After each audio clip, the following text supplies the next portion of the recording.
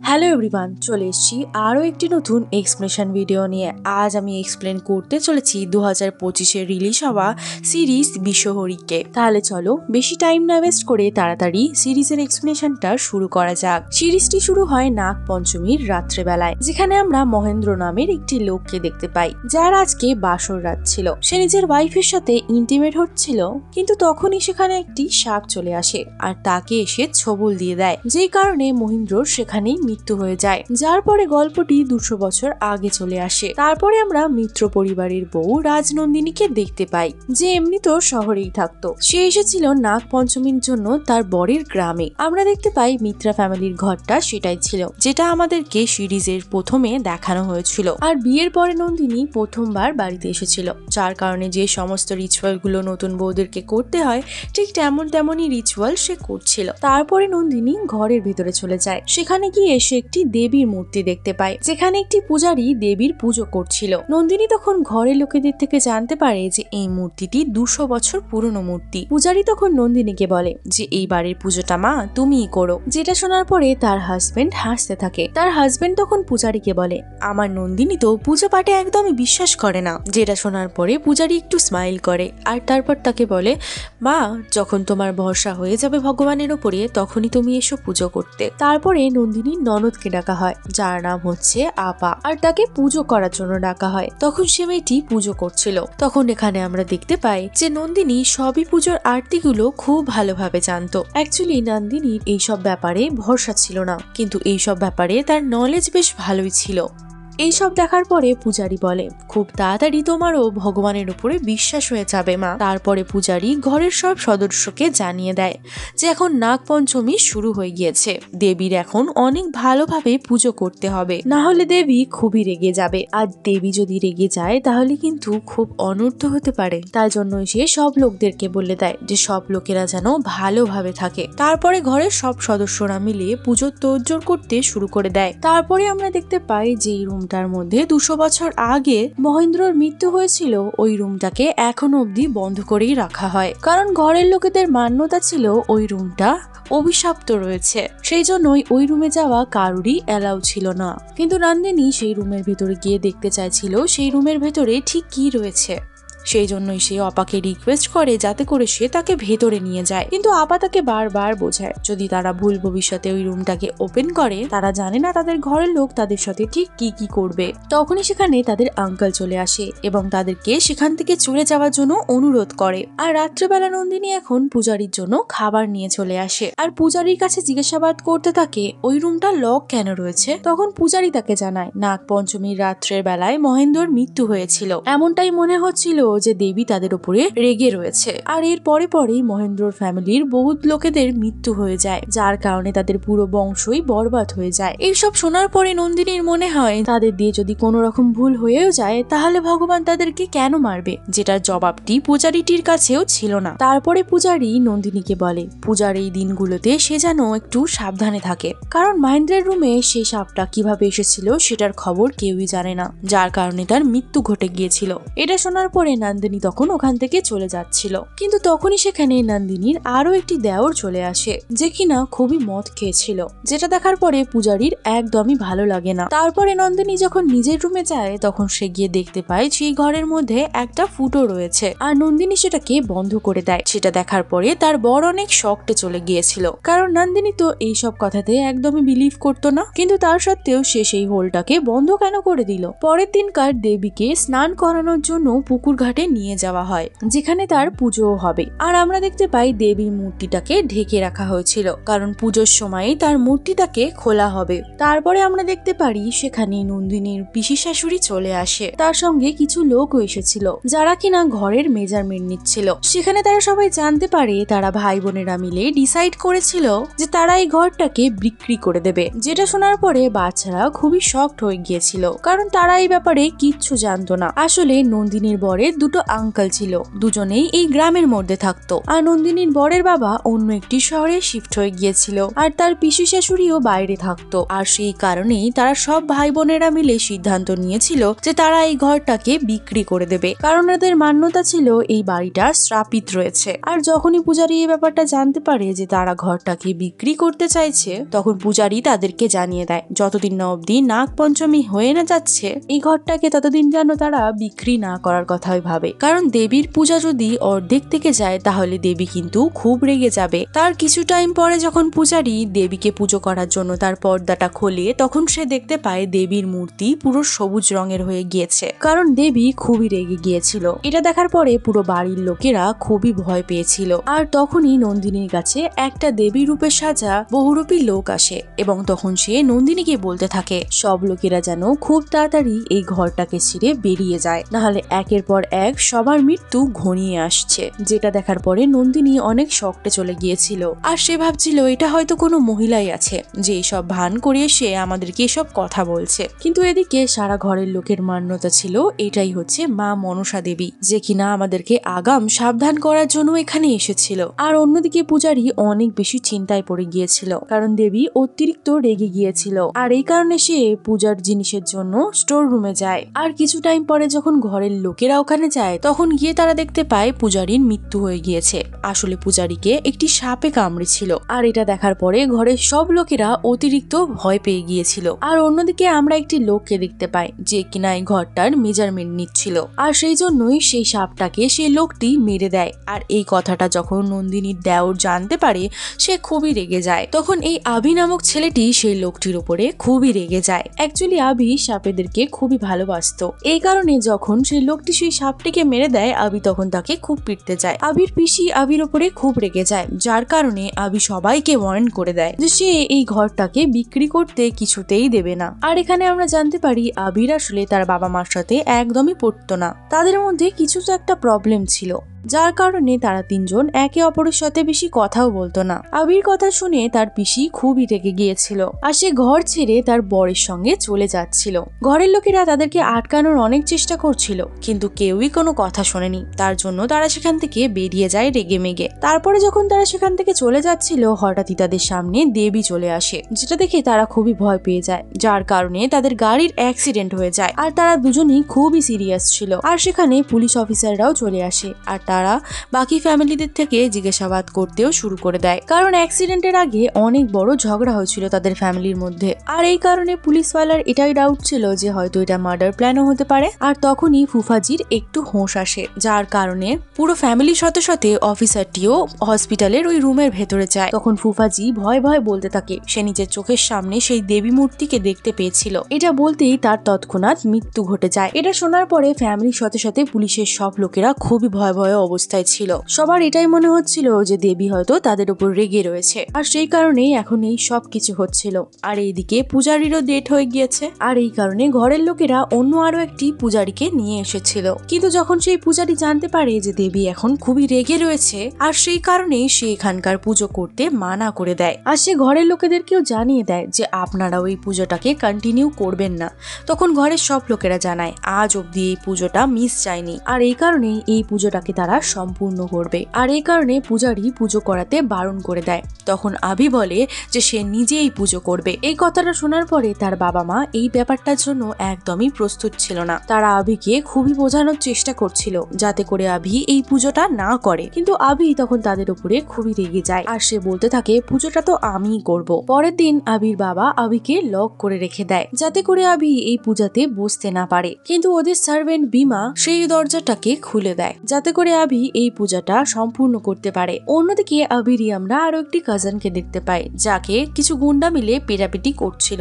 আসলে সে তাদের কাছ থেকে কিছু টাকা ধার নিয়েছিল। সে ভেবেছিল ঘর বিক্রি করে যে কটা পয়সা পাবো সেটা দিয়ে পুরো টাকাটাকেই সে মিটিয়ে দেবে, কিন্তু এখনো অবধি সেই ঘরটা বিক্রি হয়নি, যার কারণে সে সেই পয়সাটাকে এখন অবধি ফেরত দিয়ে উঠতে পারেনি। যার কারণে ঘরের কিছু মূল্যবান জিনিস সে চুরি করে এনে তাদের হাতে তুলে দিত। তারপরে আমরা নন্দিনীকে দেখতে পাই যার কিনা আবির ওপরে খুবই ডাউট হচ্ছিল আর তার মনে হচ্ছিল যে হয়তো পূজারীর মৃত্যুর পেছনে আবিরই হাত রয়েছে, কারণ আবি সাপেদেরকে খুব ভালোবাসতো আর পূজারীকে সাপই কেটেছিল। তাই নন্দিনীর মনে হয় আবির কাছে হয়তো কোনো সাপ রয়েছে, সেজন্যই সে আপাকে বলে অন্যদিন যখন আবি পুজোতে বসবে সেই দিন তারা অভির রুমে গিয়ে তল্লাশি নেবে যে কি এমন রয়েছে সেখানে। তখন সেখানে অভি চলে আসে আর সে এসে নন্দিনীকে ওয়ার্নিং দিয়ে যায় আর সে বলে যায় নন্দিনী যেন তার থেকে দূরে থাকে, যেটা শোনার পরে নন্দিনীর ডাউট যেন আরো বেড়ে যায়। আর রাত্রেবেলা নন্দিনী তার বরকে ফোন করে, কারণ তার বর তার পিসির বরের বডিটাকে নিতে গেছিল। আর তখনই নন্দিনীর কাছে একটা আওয়াজ আসে, যার জন্য সে বাইরের দিকে যায় আর তখন সে দেখতে পায় সেখানে দেবীর পায়ের ছাপ রয়েছে আর ওখানে সে অভিকে দেখতে পায়। আর যখনই সে সেখানে আওয়াজ লাগায় তখনই অভি সেখান থেকে পালিয়ে যায়। অ্যাকচুয়ালি অভি ছিল আপার রুমের অনেক কাছে, যার কারণেই সে অভিকে আওয়াজ লাগিয়েছিল। তারপরে সে তাড়াতাড়ি করে আপার রুমে চলে যায় আর সে তাড়াতাড়ি করে গিয়ে দেখে যে আপাকেও সাপে কামড়েছে। আর তারপরে নন্দিনী তাড়াতাড়ি করে আপাকে নিয়ে হসপিটালে চলে যায়, যেই কারণে আপা বেঁচে যায়। আর এটা দেখার পরে নন্দিনীর পুরো ডাউট চলে এসেছিল অভির ওপরে। সকালেও আবি আপাকে অনেক বকা দিয়েছিল, এই কারণে নন্দিনী পুলিশ অফিসারের লোকগুলোকে বলে তারা যেন অভির ঘরে তল্লাশি নেয়, ওখানে তারা একটা না একটা সাপ নিশ্চয়ই পেয়ে যাবে। যখন পুলিশওয়ালারা সেখানে তল্লাশি নেয় তখন সেখানে তারা একটা না একটা নিশ্চয়ই সাপ পাবে। যখন সেখানে পুলিশ অফিসাররা তল্লাশি করছিল তখন তারা সেখানে একটি সাপ পেয়ে যায়। আবি তখন তাদেরকে বলে যে এই সাপের মধ্যে কোনো বিষ নেই, যেটা শোনার পর পুলিশ অফিসাররা বুঝতে পারে হয়তো আগে থেকেই সে বিষটা বার করে রেখেছে, এই কথাটা সে সত্যি বলছে। আর আবি হয়তো এই ব্যাপারে কোনোভাবে ইনক্লুড নয়, কিন্তু নন্দিনীর এটাই মান্যতা ছিল যে আবি যদি এই সাপটাকে নিজের হাতের মধ্যে কন্ট্রোল করতে পারে তাহলে সে অনেক বেশি খতরনাক বিষাক্ত সাপদেরকেও কন্ট্রোল করতে পারবে নিশ্চয়ই। তারপরে আমরা আবিকে দেখতে পাই যে কিনা নিজের কাজের লোকের কাছে যায় আর সে তখন তাকে গিয়ে বলে আমি যে জিনিসটা তোমাকে সামলে রাখার জন্য দিয়েছিলাম সেটা তুমি সামলে রেখেছো তো? যে কথাতে সেই চাকরানিটা বলে যে হ্যাঁ আমি সামলে রেখেছি আর আমি কাউকে কিচ্ছু বলিনি। তারপরের দিন সবাই পুজোর জন্য একত্র হচ্ছিল, যেখানে আমরা দেখতে পাই যে আবির ডেথ হয়ে গিয়েছিল, যেটা দেখার পরে সব ঘরের লোকেরা অত্যন্ত ট্রমাটাইজড হয়ে গিয়েছিল। আর এতক্ষণ অব্দি নন্দিনীও আবিকে ডাউট করছিল। নন্দিনী এই খবর শুনে খুবই অবাক হয়ে যায়। তারপরে সেই মূর্তিটাকে পর্দা দিয়ে ঢেকে রাখা হয় আর সেখানে আনা হয় অভির লাশ। সবাই তো খুবই অবাক হয়ে যায়, কারণ সবাই তো সন্দেহ করছিল অভি অর্থাৎ অভিরূপকে। এখন তো অভি নিজেই মারা গিয়েছে আর তার কারণেই তারা আরো বেশি আতঙ্কিত হয়ে পড়ে। তারপরে সেখানে সেই বৃদ্ধাটি চলে আসে আরো কিছু মহিলা এবং বেদেদেরকে নিয়ে, আর সে বলতে থাকে সাপে কাটা বডিকে ভেলায় ভাসাতে হবে, তাই তাকে আমাদের হাতে তুলে দাও। তখন অনিমেষ বলে এই বাড়ির বড় ছেলের দেহ এভাবে বেদেদের হাতে তুলে দেওয়া যাবে না, তার ভালোভাবে সৎকার হবে। মহিলাটি তখন বলতে থাকে যাকে জীবিত থাকতে সম্মান দেওয়া হয়নি মৃত হয়ে যাওয়ার পরে তাকে সম্মান দেবে বলছো? তারপরে অবিনাশ বলে অভির দেহে শেষকৃত্য কাজ হবে আমাদের পরিবারের অনুযায়ী, আর তারপরেই মায়ের মূর্তিটাকে জলের মধ্যে দিয়ে আমরা বাড়ি বিক্রি করে বেরিয়ে যাব। অবিনাশ এখন পুরোপুরি ভেঙে পড়ে, সে ঠিকভাবে হাঁটা চলা অবধি করতে পারছিল না। এরপরে সেই মহিলাগুলো বলে আমাদেরকে তিনি বলেছিলেন আমাকে যদি সাপে কামড় দিয়ে মারে তাহলে আমাকে ভেলায় ভাসিয়ে দিও, কিন্তু আপনারা তো তার বডিও দেবেন না, তাহলে তার পোষার সাপ আর কিছু জিনিসপত্রই দিয়ে দিন। অন্যদিকে দুর্বা রান্নাঘরে কান্না করছিল এই সব কিছুর জন্য। তখন সেখানে এসে নন্দিনী বলে যে কাকুর জন্য একটু নুন চিনির জল করে দাও না। আর সেটা নিয়ে যখন নন্দিনী তার কাকার কাছে যায় তখন সে শুনতে পায় ভীম মানে তার কাকার কাজের লোক তাকে বলছে আপনার ছেলেকে আপনিই মেরে দিলেন, শুধুমাত্র সে পুজো করেছে বলে আপনি এত নিচে কিভাবে নেমে গেলেন। অবিনাশ তখন বলে চুপ করো, চাকর চাকরের মতো থাকো। আর তারপরে সেই চাকরটি বলে আমি কি মুখ খুলবো? তারপরে অবিনাশ বলতে থাকে আরে কোন বাবা তার ছেলেকে মারবে? তখন ভীম বলে কিসের বাবা, এতগুলো বছর ধরে বেদেদের কাছ থেকে আপনাকে আমি শিকড় এনে দিচ্ছি, কিন্তু এতদিনে তো কিছুই হলো না। কিন্তু কথাগুলো শেষ করার আগেই নন্দিনীর হাত থেকে গ্লাসের ঢাকনাটা পড়ে যায়। এরপরে ঘরের ভেতরে তারা কথা বলা বন্ধ করে দেয়। বাইরে এসে দেখাতে যারা দেখতে পায় যে নন্দিনী জলের গ্লাস নিয়ে দাঁড়িয়ে রয়েছে। নন্দিনী তখন তার কাকা শ্বশুরকে জলটা দিয়ে সেখান থেকে চলে যায়। নন্দিনী তখন বাইরে এসে অফিসারটিকে জানায় যে আচ্ছা পোস্টমর্টমের রিপোর্টটা কখন পাবো। ত্রিলোচন তখন জানায় যে সন্ধ্যার দিকে পেয়ে যাবেন। তখন সেখানে নন্দিনী বলে আমি দাদার ব্লাড গ্রুপটা জানতে চাই আর আমার আরো একটি সাহায্য লাগবে। তখন ত্রিলোচন জিজ্ঞাসা করে যে কিসের সাহায্য। তখন রাজি বলে জঙ্গলের মধ্যে দুজন বহুরূপী লুকিয়ে রয়েছে, একজন মা মনসার রূপে আর একজন শিবের রূপে, আর আমার বিশ্বাস এই দুজনের সাথে আমার পরিবারের কোনো না কোনো লিঙ্ক তো রয়েছেই। তখন ত্রিলোচন বলতে থাকে আপনি তাহলে এখনো বিশ্বাস করছেন না এই সব কিছু মা মনসার প্রকোপে হচ্ছে?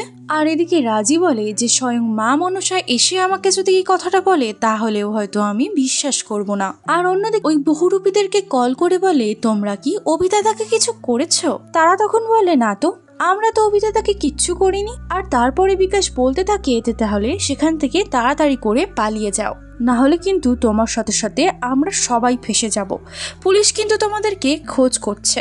আর অন্যদিকে পুলিশও রাতের দিকে যাত্রাপালার সাজঘরে যায় আর সেখানে গিয়ে তাদেরকে জিজ্ঞাসাবাদ করতে থাকে। এমনই একজন লোকের সাথে কথা বলার সময় পুলিশ জানতে পারে যে জঙ্গলের মধ্যে দুটি লোক থাকছে আর বহুরূপীর সাজে নাটক করছে।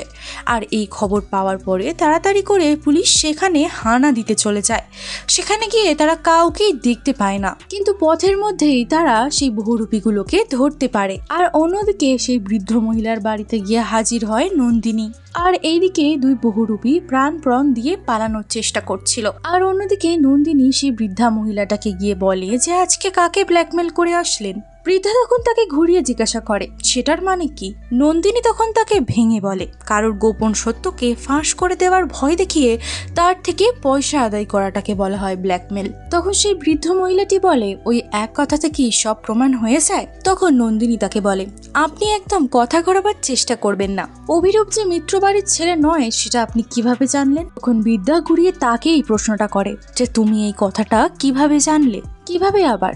রোজ রোজ গত ৩৫ বছর ধরে বেদেদের কাছ থেকে জেঠুর কাজের লোক তার জন্য ওষুধ নিয়ে যাচ্ছিল, পুরুষত্বের ওষুধ। আর দাদার বয়স হচ্ছে ৩৩ বছর। আর তার সঙ্গে সঙ্গে দাদার সঙ্গে জেঠু জেঠির ব্লাড গ্রুপ মিল খায় না।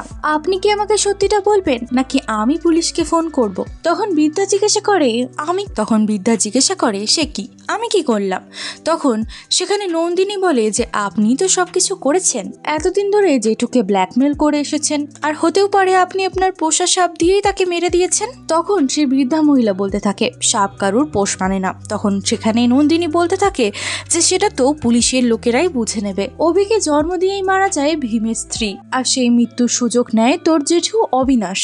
টাকার বিনিময়ে সে ভীমের বাচ্চাকে কিনে নেয়, কিন্তু সে যে কোনোদিনও বাবা হতে পারবে না সেই সত্যিটা সবাই জানলে সবাই তাকে ছিছি করত। তাই সে নিজের কাজের লোক ভীমের বাচ্চাকে কিনে নিল। আর এখানে এই সব কিছু শোনার পরে নন্দিনী বলে যে তাহলে দাদা কি সেটা জেনে গিয়েছিল, যার কারণে সে পুজো করার জেদ ধরেছিল যাতে করে জেঠু সমস্ত সত্যিটাকে সবার সামনে বার করে দেয়। তখন সেই বৃদ্ধাটি বলে অভি জানতে পেরেছিল তার বাবা ভীমকে দিয়ে লুকিয়ে শেখর আনাতো। এই সব কথা শেষ হওয়ার আগেই নন্দিনীর স্বামী সেখানে এসে নন্দিনীকে নিয়ে চলে যায়। আর তার স্বামী তাকে বলতে থাকে তুমি এখানে কেন এসেছো? তুমি না ঈশ্বরে বিশ্বাস করো না? তাহলে এগুলো কি করছো তুমি? আর এই সব কিছুর পরে নন্দিনী তাকে বলে তুমি বিশ্বাস করছো তোমাদের ঈশ্বর খনি? মা কোনোদিনও কোনো সন্তানকে মারতে পারে নাকি? তারপর তখন তাকে বলে তুমি কেন তর্ক করছো এই সব কিছু নিয়ে? তুমি তো ঈশ্বরকে বিশ্বাসও করো না। তারপরে সেখানে নন্দিনী বলে যে আমি সবকিছু মানছি, তবে যে এই সব কিছুর পেছনে খুনগুলো করে যাচ্ছে তাকে আমাদেরকে আটকাতেই হবে। তারপরে তার স্বামী বলে একবার মূর্তি বিসর্জন হয়ে গেলে সব খুন বন্ধ হয়ে যাবে। তখন নন্দিনী বলে যে মূর্তি বিসর্জনের পরে যদি খুন না বন্ধ হয় তাহলে তুমি তখন কাকে বিসর্জন দেবে? আর অন্যদিকে অবিনাশের স্ত্রী বলে অভি চাইতো অভির বডিটাকে ভেলায় ভাসিয়ে দিতে, তাই যেন হয়, বুঝলে? তখন অবিনাশ তার স্ত্রীকে জিজ্ঞাসা করেন। তখন অবিনাশ বলে অভি কিভাবে জানলো তাকে সাপে কামড় দিয়ে মারবে, আর হয়তো বেদেরা মিথ্যে কথা বলছে। তখন তার স্ত্রী তাকে বলে যে হয়তো অভি বুঝতে পেরেছিল তাকে কে মারবে। রাত্রেবেলা নন্দিনী যখন তার ঘরে বসেছিল সে একটা নুপুরের আওয়াজ পায়, তাই সে সেই শব্দ ফলো করতে করতে চলে আসে একদম দালানের মধ্যে। আর মনসা মন্দিরের ঠিক সামনে সে দাঁড়িয়েছিল। আর এরপরে সে একটা স্বপ্ন দেখে। সে স্বপ্নতে সে দেখছিল যেখানে তাকে অভি বলছে যে কি নতুন বউ, এবার তোমার বিশ্বাস হলো তো মা সত্যিকারেরই আছে? তখন নতুন বউ বলে যে হ্যাঁ। তখন অভি তাকে বলে মায়ের দেখানো পথটা কিন্তু অবশ্যই ফলো করো, শেষে তুমি সবই দেখতে পাবে যে কি হচ্ছে। এবার তুমি যাও, বরং তোমার স্বামী ডাকছে, এবার আমি তোমাকে আর বিরক্ত করব না। আর এখানে নন্দিনীর ঘুম ভেঙে যায়। তারপরে নন্দিনীর ঘুম ভাঙে তার শাশুড়ির ডাকে। তার শাশুড়িটাকে জিজ্ঞাসা করে যে কি হয়েছিল তোমার, তুমি এভাবে উঠোনে বেহোশ হয়ে কেন পড়েছিলে। আর তারপরে আমরা দেখতে পাই নন্দিনী তাড়াতাড়ি করে কিছু না বলেই ঘুম থেকে উঠে উঠোনের দিকে চলে যায়। এরপরে নন্দিনী বলতে থাকে মায়ের শেষ পুজোটা কিন্তু আমি করব। এরপরে নন্দিনীর হাজবেন্ড তাকে বলে যে আমি তোমাকে নিয়ে এখান থেকে চলে যাব। এরপরে নন্দিনীর হাজবেন্ড পুরো ফ্যামিলিকে জানায় আমি নন্দিনীকে নিয়ে এখান থেকে চলে যাচ্ছি, তাকে ডাক্তার দেখাতে হবে। আর এদিকে অনিমেষ বলতে থাকে এখনো তো অভির বডি দিল না, শেষ কার্য না শেষ করে আমরা এখান থেকে কিভাবে যাব, এখানে কোথাও এই নন্দিনীকে চেক আপ করিয়ে নাও। আর এদিকে নন্দিনীও বলে আমি মায়ের পুজো না দিয়ে এখান থেকে কোথাও যাব না। এরপরে তাদেরই মধ্যে একজন এটা বলে যে দাদা তো মারা গিয়েছে, এখন পুজো কিভাবে হবে। তার জন্যই নন্দিনী এবার বলতে থাকে যে কাকু দাদা কিন্তু মারা গিয়েছে, এবার কিন্তু দাদা সত্যিটা ডিজার্ভ করে। তখনই অবিনাশের স্ত্রী বলে অভি আমাদের ছেলে ছিল না, সে ভীমের ছেলে ছিল। আর এই কথা শোনার পরে তো পুরো পরিবারই শকড চলে যায়। সবাই এটাই ভাবছিল এই মিথ্যে কথার কারণেই মায়ের অভিশাপ এসেছে, তাই জন্য এখানে আর কেউ থাকতে চাইছিল না। আর এরপরে অনিমেষ বলে নন্দিনী যখন শেষ পুজো করতে চেয়েছে তাকে শেষ পুজো করতে দাও। আর এদিকে নন্দিনীর স্বামী নন্দিনীকে বলে তুমি শেষ পুজো করার জন্য এত পাগল কেন হয়ে যাচ্ছ, দেখো আমি যতদূর জানি তুমি মন থেকে এই কাজটা তো করছো না, তাহলে বলো তোমার কি পরিকল্পনা রয়েছে এই কাজের পেছনে। দেখো তুমি এমন কিছু করো না যাতে করে তুমি বিপদে পড়ে যাও। নন্দিনী তখন বলে আমার কিচ্ছু হবে না, তুমি চিন্তা করো না, তাহলে আমার সাথে চলো আপাতত অপাকে হসপিটাল থেকে ফেরত নিয়ে আসি। এরপরে তারা অপাকে হসপিটাল থেকে বাড়ি নিয়ে আসে। তারপর তারা দেখতে পায় পুলিশ এসেছে। আসলে তারা বিকাশকে ধরতে এসেছিল। বিকাশ তখন বলে আমি সত্যি কথা বলছি, আমি কাউকে কোনো খুনটুন করিনি, আমি তো শুধু এদেরকে ভাড়া করেছিলাম যাতে করে সবাই তাড়াতাড়ি করে ভয় পেয়ে বাড়িটা বিক্রি করে দেয়। বিকাশের বাবা তখন তাকে প্রশ্ন করে তুই এমনটা কেন করেছিলি বল। তখন বিকাশ তার বাবাকে জানায় বাবা আমার অনেক টাকা ধার হয়ে গিয়েছিল, আমি কোথা থেকে টাকা শোধ করব বুঝতে পারছিলাম না, তাই ভাবলাম বাড়িটা বিক্রি হলে কিছুটা টাকা পাবো আর সেখান থেকেই এদের সবার ধার শোধ করে দেবো। তখন ত্রিলোচনা বলে যে হ্যাঁ জয়ন্তর অ্যাক্সিডেন্টও হয়েছিল এই বহুরূপীর কারণে, মানে তার পিসি আর পেশার অ্যাক্সিডেন্ট। তখন বহুরূপীরা বলে আমরা কিছুই ইচ্ছা করে করিনি, সেদিন আসলে ভুলে আমি রাস্তায় বেরিয়ে গেছিলাম জঙ্গলে যাওয়ার জন্য, আর তখনই দেখি সামনে দিয়ে গাড়ি আসছে আর তারা ভয় পেয়ে অন্যদিকে ঢুকে যায় আর ভুল ভবিষ্যতে অ্যাক্সিডেন্টটা হয়ে যায়। আর এরপরে অনিমেষ বলতে থাকে অফিসারটিকে আমরা বিকাশ এবং এই বহুরূপী কারোরই বিরুদ্ধে অভিযোগ রাখতে চাই না, আপনি বরং এদের সবাইকে ছেড়ে দিন। আর এরপরে শেষকৃত্য করা হয় যেখানে ভীম সহ বাকি সবাই মিলে কান্না করে আর ভীম অভির মুখে আগুন দেয়, মানে তার আসল বাবা। আর তারপরেই রাজি রাতের বেলা পুজো করে আর তারপরে সে মনসাকে বলে তুমি বেহুলার পাশ থেকে লক্ষিন্দরকে প্রাণে মেরে ফেলেছিলে, আর তারপরে 200 বছর আগে এই পরিবারের মহেন্দ্রনাথকেও তুমি মেরে দিয়েছিলে, কিন্তু কোন রাগে তুমি এমনটা করেছিলে। কিন্তু এই রহস্য আজও সবার অজানা রয়েছে, কিন্তু আমি দেখতে চাই যে তুমি কিভাবে এই সব কিছু করেছিলে, আর আমি দেখতে চাই আবার তোমার মধ্যে সেই তেজ রয়েছে কিনা। আমি আজ আবারও সেই ঘরটাকে ফুল দিয়ে সাজাবো আর আমি দেখবো তুমি কিভাবে আমার লক্ষিন্দরকে আমার থেকে কেড়ে নিয়ে যেতে পারো।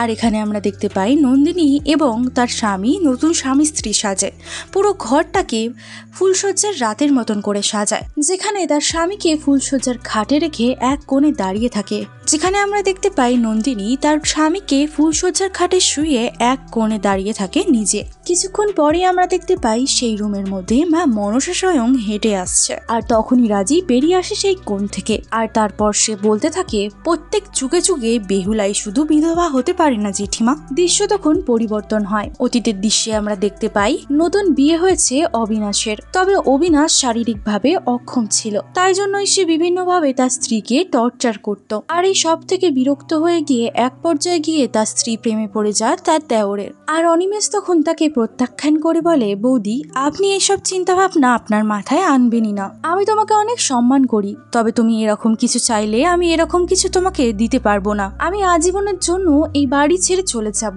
এবার যত দিন যায় ততই অবিনাশের স্ত্রী পুরোপুরি পাগল হতে থাকে, তাই জন্যই অনিমেষ বাধ্য হয়ে সেই বাড়ি ছেড়ে চলে যায়। আর সেই কারণেই অবিনাশের স্ত্রী মানসিকভাবে অসুস্থ হয়ে যায়, সে নিজেকে সত্যি সত্যি মনসা ভাবতে শুরু করে দেয়। আর নিজের রাগ আর জেদটাকে মনসার মতন করে বার করতে শুরু করে দেয়। বর্তমানে তথার মা জিজ্ঞাসা করে যে তাহলে এতদিন ধরে এই খুনগুলো সাপ দিয়ে কিভাবে করছিল সে। নন্দিনী তখন বলে আমি অনেক ভেবে দেখেছি, সাপ কোনোদিনও পায়ে কামড় দেয়নি, সবসময় তার হাতে কামড় দিয়েছে। আর এমনটা সম্ভব তখনই যখন কেউ হাতে করে সাপ নিয়ে কারোর হাতের সামনে মুখটাকে এগিয়ে দেবে, তখনই সাপটা কামড় মারবে। আমি সমস্ত বাড়ি খুঁজে দেখেছি, কোথাও সাপ ছিল না, শুধুমাত্র ওই কাল নাগিনীর ঘরটা দেখা হয়নি। যেদিন অপাকে সাপে কামড় দেয় সেদিন আমি অপার ঘরের বাইরে অভিদাকে দেখি, আর সেদিনই অভিদা নিজের মায়ের পায়ের চুটকি পেয়েছিল, আর সেটাকেই দাদা দুর্বাকে দিয়ে বলেছিল লুকিয়ে রাখার জন্য। তবে দুর্বা সেই জিনিসটা আমাকে পরে দেখিয়ে দেয়, যে ঘর 200 বছর ধরে বন্ধ ছিল,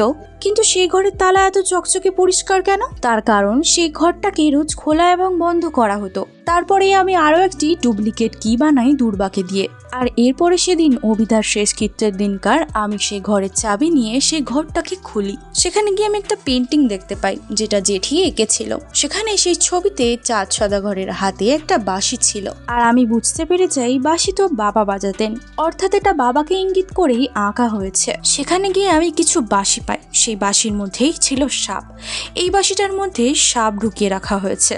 যখনই কাউকে জেঠিমা মারতে চাইতো তখনই এই বাঁশির ক্যাপ খুলে দিত আর সাপ বেরিয়ে এসে ছবল মারত।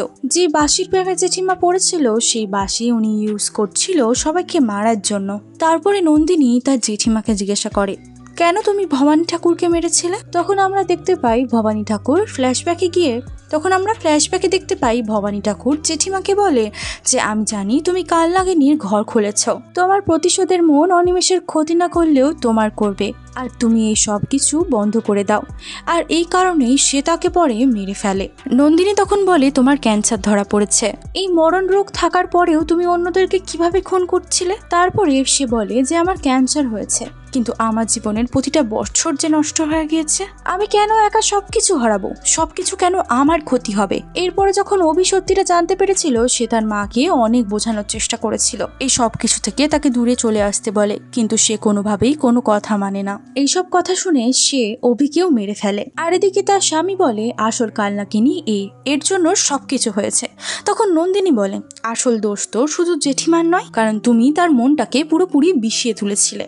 আর জেঠিমা তুমি চাইলেই কিন্তু বিয়েটা থেকে বেরিয়ে আসতে পারতে, কিন্তু তুমি প্রতিশোধে অন্ধ হয়ে গিয়েছিলে। নন্দিনী তখন জানায় যে উনি এগুলোকে চুরি করেছিলেন ইউনিভার্সিটি থেকে, আর সেখান থেকে আসলে 2টো সাপ চুরি গিয়েছিল, আর তার সঙ্গে সঙ্গে কিছু ফসফরাসও চুরি গিয়েছিল। আর সেই ফসফরাস নিয়ে মূর্তির গায়ে দিয়ে দেওয়া হয়, যার কারণে মূর্তির কালারটা চেঞ্জ হয়ে যায়। আর সবাইকে এটা বোঝান যে মা মনসা রেগে গিয়েছেন। তারপরে নন্দিনীর স্বামী জিজ্ঞাসা করে যে তুমি কিভাবে বুঝলে?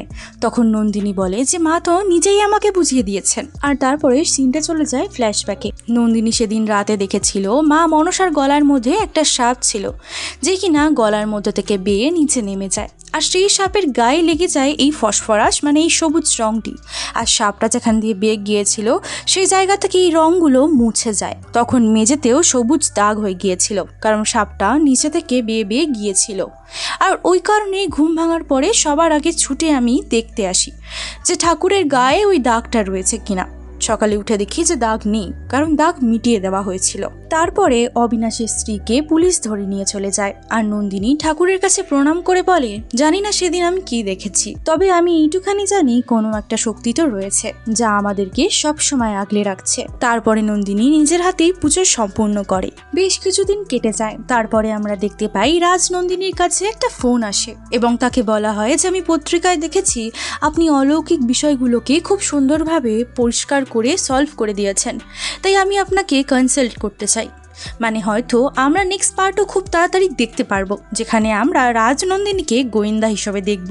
সেটার জন্য আমি অপেক্ষা করছি, আর তোমরাও নিশ্চয়ই অপেক্ষা করছো। তাহলে সেই খুশিতে ভিডিওটাকে একটা লাইক করে দাও, চ্যানেলটাকে সাবস্ক্রাইব করে বেল আইকনটাও ক্লিক করে নিও, আর কমেন্ট সেকশনে জানাতে একদমই ভুলো না যে তোমার বিশ্বহরী সিরিজটি কেমন লেগেছে। দেখা করছি আরও একটি নতুন মুভি এক্সপ্লেনিং ভিডিও নিয়ে খুব তাড়াতাড়ি। ততক্ষণের জন্য ভালো থেকো, সুস্থ থেকো।